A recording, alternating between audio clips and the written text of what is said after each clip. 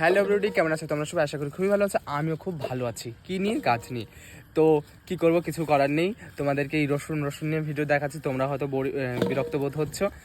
আর যাই হোক, আজকেও রাতে আমরা রসুন বাছছি বাড়িতে বসে, আর এইমাত্র কারেন্ট চলে গেল। এমনিতেই নো ভোল্টেজ হয়ে আছে, কারণ সেই দিন ঝড় হলো। সেই ঝড়ের পর থেকে আমাদের এখানে তো কারেন্ট ছিল না দুদিন, কালকে যাও এসেছে। তাও আজকে সারাদিন নো ভোল্টেজ। কাজ করেছি মাঠে, এতটাই গরম ছিল, ক্লান্ত হয়ে গেছিলাম, দম বন্ধ হয়ে যাচ্ছিল।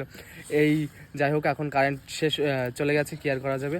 তবু আমরা লাইট জ্বালিয়ে রসুন বাছছি। আমি আছি, পাশের বাড়ি একটা বোন আছে, আর দিদি আছে। তো এই যে পাশের বাড়ি একটা বোন, একটা কাকার মেয়ে, আর যে দিদি এখন লাইট জ্বালিয়ে রসুন বাছছে। কাজ করা বন্ধ যাবে না, কাজ করতে যখন হবে এখন যত তাড়াতাড়ি কমপ্লিট করা যায়, এটা হচ্ছে বড় কথা। এখন দিন রাত হ্যাঁ, করে এখন আমাদের আর বেশি রসুন নেই, এই 2 জালের মতন রসুন আছে। ওটা বেছে ঘরে তুললেই আমাদের কাজ কমপ্লিট হয়ে যাবে, আর যত তাড়াতাড়ি করা যায় ততই ভালো।